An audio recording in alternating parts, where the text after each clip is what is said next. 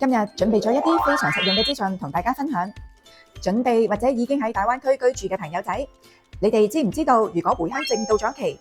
唔使返香港，而且7個工作天就可以攞返個新證？又或者唔好彩喺內地唔見咗回鄉卡點算好？今條片一次過會同大家分享晒喺珠海需要換證或者補發回鄉證嘅全攻略，無論辦理嘅地點、流程定係事前需要準備嘅資料文件，都會一次過同大家講清楚。唔阻大家咁耐，我哋即刻去片。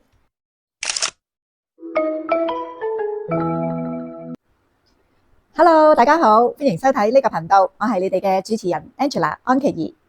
首先同大家講下辦理地點，無論你係換證定係遺失咗證件要補領，個地點都係一樣。第一個地點係喺香洲區，呢個地點係唔需要預約，可以直接前往。但係我哋就係怕唔使預約，同埋喺香洲區會好多人，所以我哋冇揀到呢一個地方。第二個地方就係喺橫琴，亦都即係我哋去換證嘅地方。呢一個地方係需要預約㗎，大家可以跟住畫面上面呢一個程序去進行預約。首先喺微信小程序嗰度搜尋橫琴公安，進入頁面之後就揀我要預約，跟住再揀境外人員業務，然後再揀港澳居民預約。入到去裡面之後就揀返自己需要處理嘅項目，例如你係需要續期定係要補發。揀好晒日子時間，填好晒所有資料之後，網上遞交完表格之後，大家就會喺微信嗰度收到一個由橫琴公安發出嚟俾你嘅信息，表示你已經成功提交咗預約。跟住就同大家講下辦證當日需要準備啲乜嘢文件。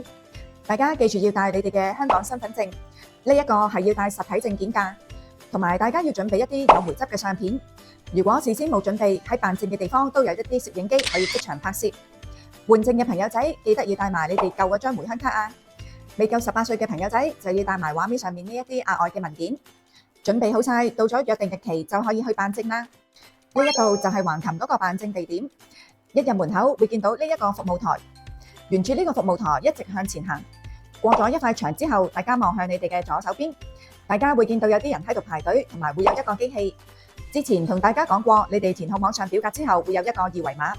大家可以去翻小程序嗰度開翻你哋嗰個預約二維碼出嚟，喺個機嗰度掃一掃就可以攞到張飛啦。攞咗飛之後可以喺呢啲等候區嗰度坐，